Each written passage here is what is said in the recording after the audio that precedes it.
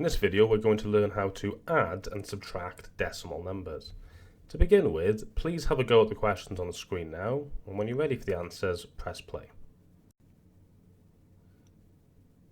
Here are the answers. 5 units. So you could write 5 units, or you could just write 5, that will be fine. The point is, we have underlined the number in the units column. In B, the value of the underlined digit is 0.03. You could also say 3 hundredths because it's in the hundredths column. For C, we have 2 tenths, or you could just say 0.2.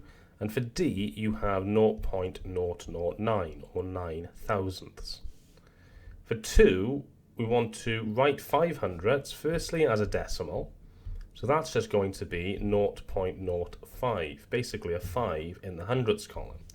As a fraction, it's going to be 5 out of 100. And then as a simplified fraction, we just need to simplify 5 over 100. 5 goes into itself once, 5 goes into 100 20 times. So we would have 1/20th.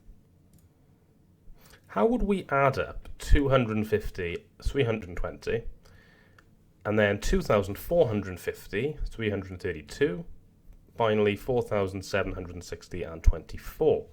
You probably know how to do this. So what we need to do is line up the hundreds, tens, and units for the first question, and then we add up in columns. For question B, you would line up the thousands, hundreds, tens, and units, noticing that the number 362 has nothing in the thousands column, so you can just leave it blank or write a 0 underneath the 2, or as I've done, I've written the plus sign underneath the 2, and then we just need to add. 5 plus 6 is 11, so we need to have 1 and then carry the 1 in the tens column. 4 and 3 is 7, plus the 1 is 8, 2 plus 0 is 2. Finally, 4,760 plus 24. I put zeros for the 24 in the hundreds and thousands column. These are called placeholder zeros. They're just there to make the calculation look neater and to remind us that we are adding in the hundreds and thousands column zeros when it comes to 24. Here, we want to line up the numbers as though we were adding them up. For example, 45.3 and 52.6, if I wanted to line these up in order to add them, I would need to line up the numbers like that. So I have the tenths lined up, the units lined up, and the tens lined up. The second question, I have 4.43 and 23.29. 23.29 is the larger number, so I'd probably write that on the top row. Then the 4.43, I need to line everything up. The 3 is in the hundredths column, so that's going to line up with the 9.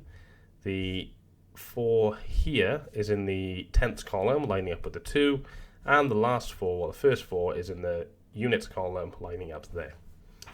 Lastly, 242.5 and 0.007. I'm going to write 242.45.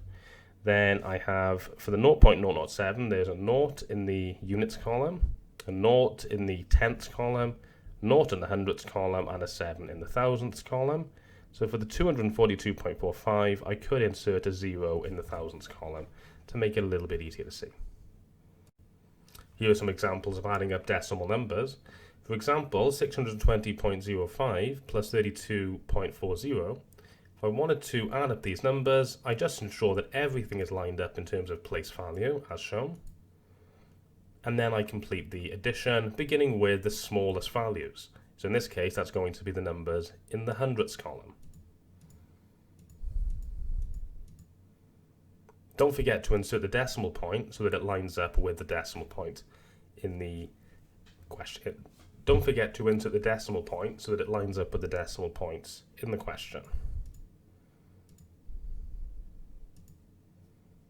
Here's another example, 32.43 and 9.758. So I've made sure that all of the values line up in terms of place value. I can insert a placeholder 0 to make it a little bit easier to see, and then I would just have to do the addition. So remember, 4 and 7 is 11, so I have to have the 1 in the units written here, or the 1 in the, it does end up in the tenths column, and then carry the 1 which ends up in the units.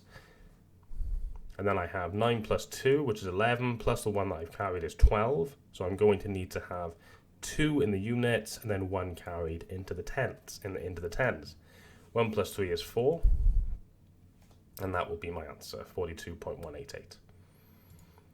When subtracting, we need to remember to borrow in the same way as we do when we do addition and when we do subtraction of non-decimal numbers or integers. So I have 8.573, take away 6.894. What I'm going to do is do 3 take away 4, but now I realize I can't do it. I've got to borrow from the 7. So I have 6, 1, 13 take away 4, 9, 6 take away 9, can't do it, so we borrow from the nearest neighbour to the left. 16 take away 9 is 7. 4 take away 8, can't do it, so I borrow. 14 take away 8, that's going to be 6. 7 take away 6 is 1, giving me an answer of 1.679.